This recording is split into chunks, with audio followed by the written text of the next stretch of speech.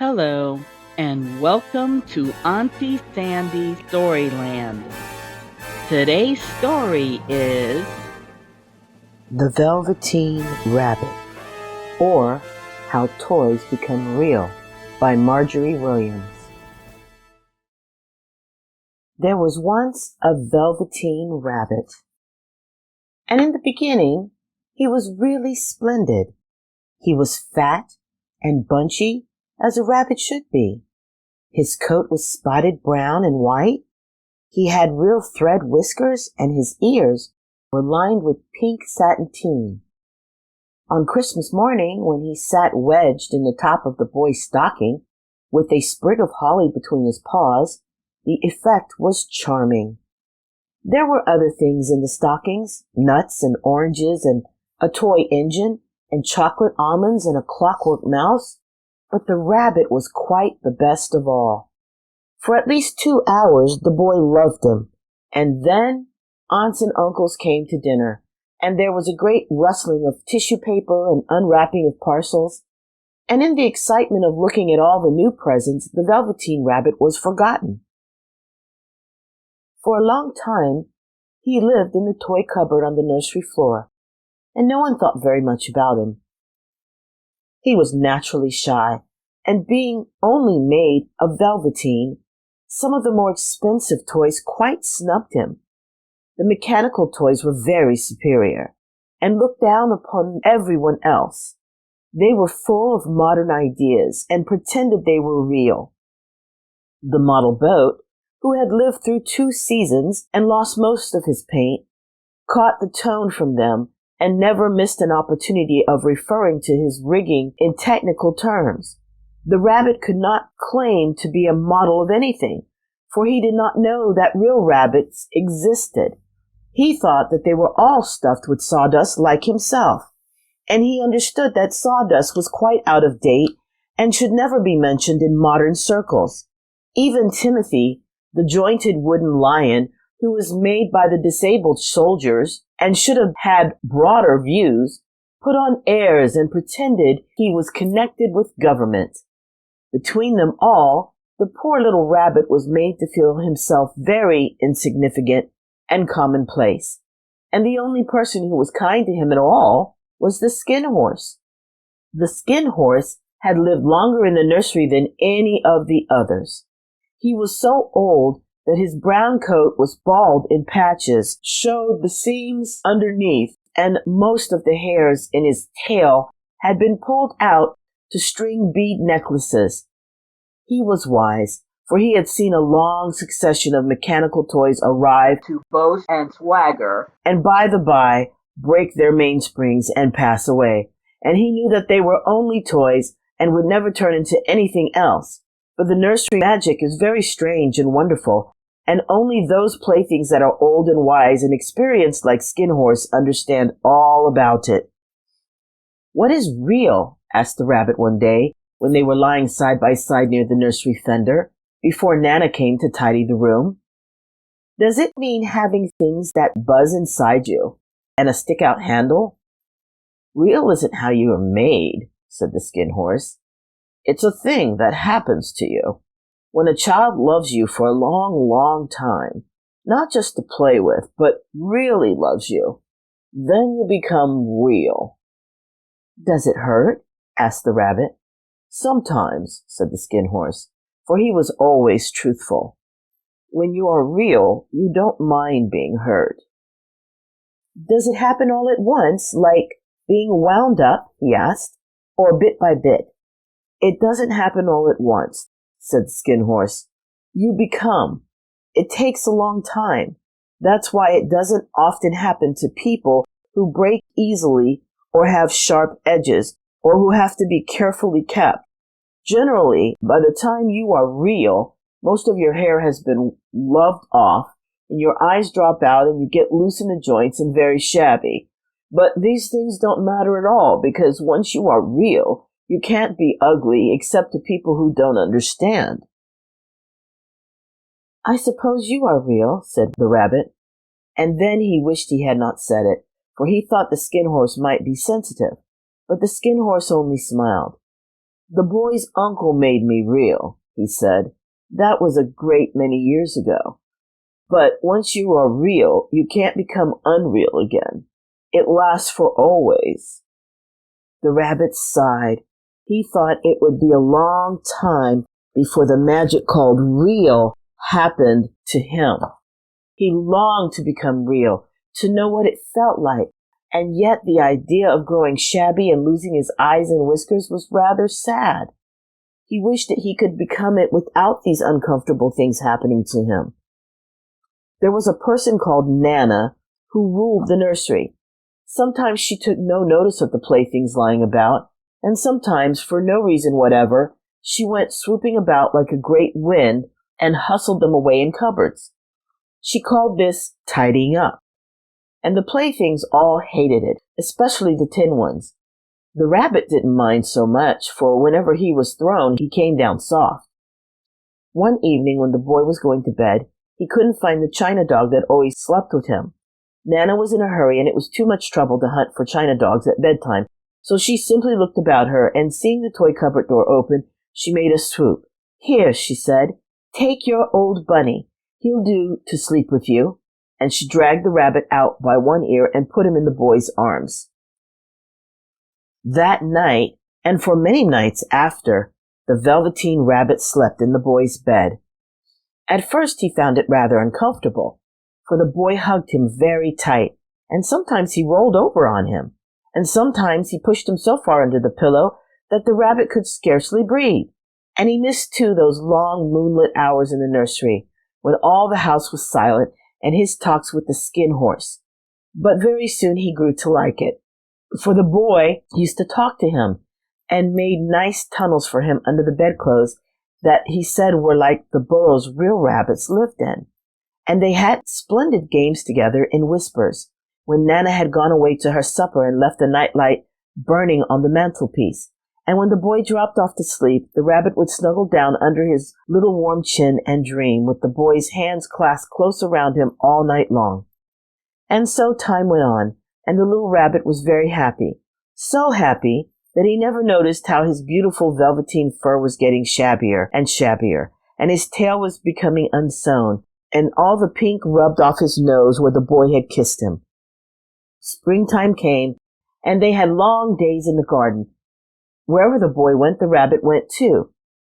He had rides in the wheelbarrow and picnics on the grass and lovely fairy huts built for him under the raspberry canes behind the flower boulder.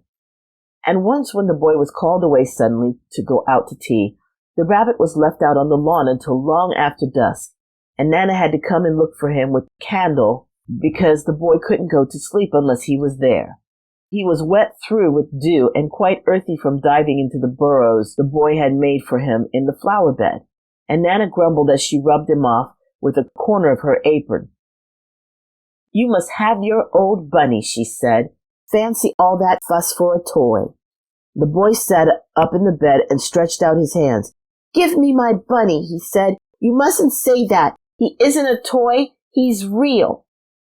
And when the little rabbit heard that, he was happy, for he knew that what the skin horse had said was true at last. The nursery magic had happened to him, and he was a toy no longer.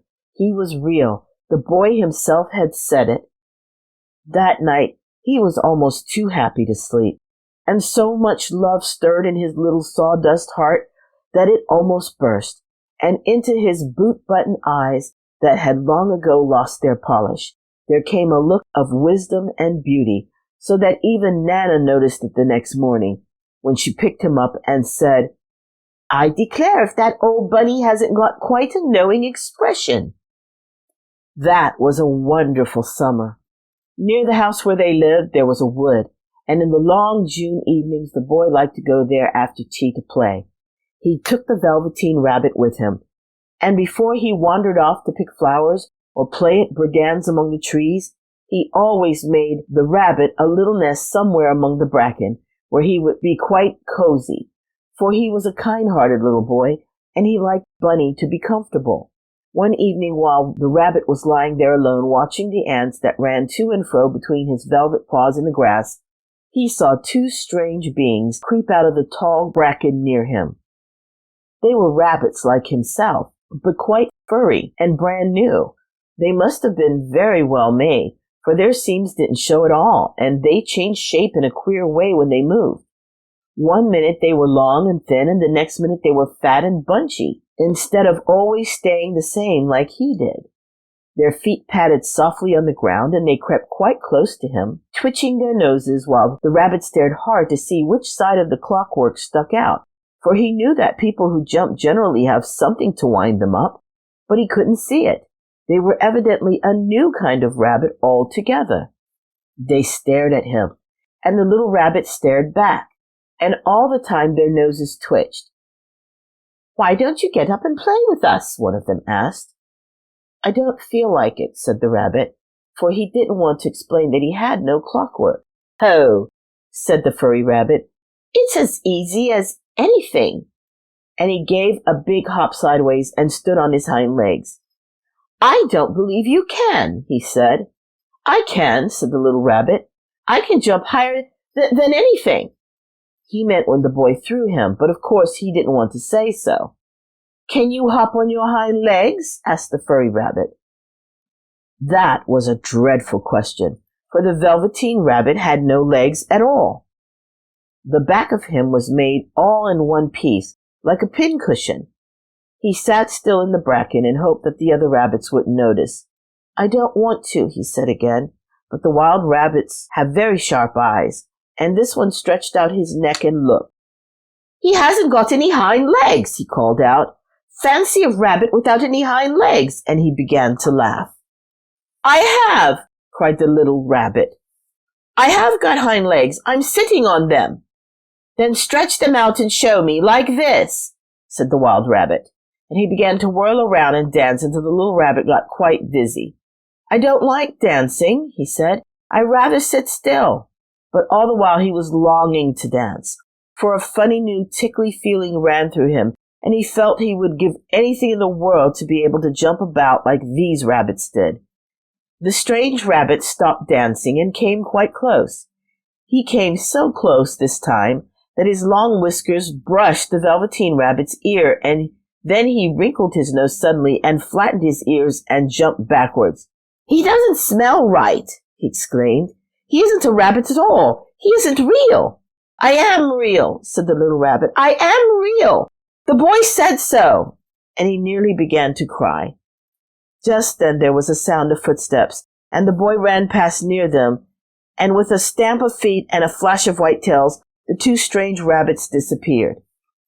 "Come back and play with me," called the little rabbit. "Oh, do come back. I know I am real." But there was no answer. Only the little ants ran to and fro, and the bracken swayed gently where the two strangers had passed. The Velveteen Rabbit was all alone. "Oh dear," he thought, "why did they run away like that? Why couldn't they stop and talk to me?" For a long time he lay very still, watching the bracken and hoping they would come back. But they never returned, and presently the sun sank lower and the little white moths fluttered out, and the boy came and carried him home. Weeks passed, and the little rabbit grew very old and shabby, but the boy loved him just as much. He loved him so hard that he loved all his whiskers off, and the pink lining to his ears turned gray, and his brown spots faded. He even began to lose his shape, and he scarcely looked like a rabbit any more, except to the boy. To him he was always beautiful, and that was all the little rabbit cared about. He didn't mind how he looked to other people, because the nursery magic had made him real, and when you are real, shabbiness doesn't matter. And then one day the boy was ill. His face grew very flushed, and he talked in his sleep, and his little body was so hot that it burned the rabbit when he held him close. Strange people came and went in the nursery, and a light burned all night, and through it all the little Velveteen Rabbit lay there hidden from sight under the bedclothes. And he never stirred, for he was afraid that if they found him, someone might take him away, and he knew that the boy needed him. It was a long, weary time, for the boy was too ill to play, and the little rabbit found it rather dull with nothing to do all day long. But he snuggled down patiently and looked forward to the time when the boy would be well again, for they could go out in the garden amongst the flowers and the butterflies, and play splendid games in the raspberry thicket like they used to. All sorts of delightful things he planned, and while the boy lay half asleep, he crept up close to the pillow and whispered them in his ear, and presently the fever turned and the boy got better. He was able to sit up in bed and look at picture books, while the little rabbit cuddled close at his side, and one day they let him get up and dress. It was a bright sunny morning, and the windows stood wide open. They had carried the boy out onto the balcony, wrapped in a shawl, and the little rabbit lay tangled up among the bedclothes thinking. The boy was going to the seaside tomorrow. Everything was arranged, and now it only remained to carry out the doctor's orders. They talked about it all, while the little rabbit lay under the bedclothes with his head peeping out and listened. The room was to be disinfected, and all the books and toys that the boy had played with in bed must be burnt. Hurrah, thought the little rabbit. Tomorrow we shall go to the seaside, for the boy had often talked of the seaside, and he wanted very much to see the big waves coming in and the tiny crabs and the sand castles. Just then Nana caught sight of him. How about this old bunny? She asked. That, said the doctor. Why, it's a mass of scarlet fever germs. Burn it at once. What nonsense. Get him a new one. He mustn't have that any more. And so the little rabbit was put into a sack with the old picture books and a lot of rubbish, and carried out to the end of the garden behind the fowl house. It was a fine place to make a bonfire, only the gardener was too busy just then to attend to it. He had the potatoes to dig and the green peas to gather, but the next morning he promised to come quite early and burn the whole lot. That night the boy slept in a different bedroom, and he had a new bunny to sleep with him. It was quite a splendid bunny, all white and plush, with real glass eyes. But the boy was too excited to care very much about it, for tomorrow he was going to the seaside, and that in itself was such a wonderful thing that he could think of nothing else. And while the boy was asleep, dreaming of the seaside, the little rabbit lay among the old picture books in the corner behind the fowl house, and he felt very lonely. The sack had been left untied, and so by wiggling a bit he was able to get his head through the opening and look out. He was shivering a little, for he had always been used to sleeping in a proper bed, and by this time his coat was so worn and thin and threadbare from hugging that it was no longer any protection to him. Nearby he could see the thicket of raspberry canes growing taller and close like a tropical jungle, in whose shadow he had played with the boy on bygone mornings. He thought of those long sunlit hours in the garden, how happy they were, and a great sadness came over him. He seemed to see them all pass before him, each more beautiful than the other. The fairy huts in the flower bed, the quiet evenings in the wood when he lay in the bracken and the little ants ran over his paws, the wonderful day when he first knew that he was real. He thought of the skin horse so wise and gentle, and all that he had told him, and of what use was it to be loved and lose one's beauty to become real if it all ended like this. And a tear, a real tear, trickled down his little shabby velvet nose and fell to the ground.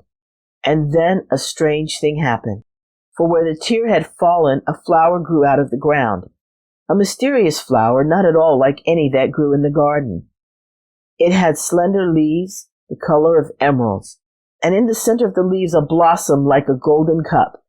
It was so beautiful that the little rabbit forgot to cry, and just lay there watching it. And presently the blossom opened, and out of it stepped a fairy. She was quite the loveliest fairy in the whole world. Her dress was of pearl and dewdrops, and there were flowers around her neck and in her hair. And her face was like the most perfect flower of all. And she came close to the little rabbit and gathered him up in her arms and kissed him on his velveteen nose that was all damp from crying. "Little rabbit," she said, "don't you know who I am?" The rabbit looked up at her, and it seemed to him that he had seen her face before, but he couldn't think where. "I am the nursery magic fairy," she said. "I take care of all the playthings that children have loved. When they are old and worn out, and the children don't need them any more, then I come and take them away with me and turn them into real." "Wasn't I real before?" asked the little rabbit. "You were real to the boy," the fairy said, "because he loved you. And now you shall be real to everyone." And she held the little rabbit close in her arms and flew with him into the wood. It was light now, for the moon had risen. All the forest was beautiful, and the fronds of the bracken shone like frosted silver. In the open glade between the tree trunks, the wild rabbits danced with their shadows on the velvet grass. But when they saw the fairy, they all stopped dancing and stood around in a ring to stare at her. "I've brought you a new playfellow," the fairy said. "You must be very kind to him and teach him all he needs to know in Rabbitland, for he is going to live with you forever and ever." And she kissed the little rabbit again and put him down on the grass. "Run and play, little rabbit," she said. The little rabbit sat quite still for a moment and never moved, for when he saw all the wild rabbits dancing around him, he suddenly remembered about his hind legs, and he didn't want them to see that he was made all in one piece. He did not know that when the fairy kissed him that last time she had changed him altogether, and he might have sat there still for a long time, too shy to move, if just then something hadn't tickled his nose, and before he thought what he was doing, he lifted his hind toe to scratch it, and he found that he actually had hind legs. Instead of a dingy velveteen, he had brown fur, soft and shiny. His ears twitched by themselves, and his whiskers were so long that they brushed the grass. He gave one leap, and the joy of using those hind legs was so great that he went springing about the turf on them, jumping sideways and whirling around as the others did. And he grew so excited that when at last he did stop to look for the fairy, she had gone. He was a real rabbit at last, at home with the other rabbits. Autumn passed, and winter in the spring, and the days grew warm and sunny, and the boy went out to play in the wood behind the house. And while he was playing, two rabbits crept out from the bracken and peeped at him. One of them was brown all over, but the other had strange markings under his fur, as though long ago he had been spotted, and the spots still showed through.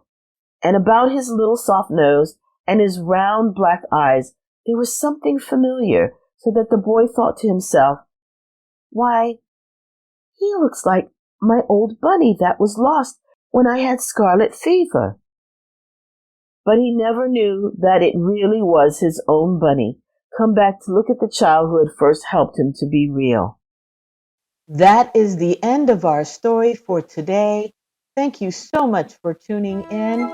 If you'd like to contribute to the growth of this podcast, please feel free to click the donate button and know that we appreciate your support. Also, for those who like the book we read today and would like to purchase it, please click the link in the description. We do get compensated when you click that link, and that does help us to keep this podcast going. So we appreciate your support. Thank you. Please like our Facebook page and share our page as well as this podcast with your family and friends. We'll see you next time on Auntie Sandy's Storyland.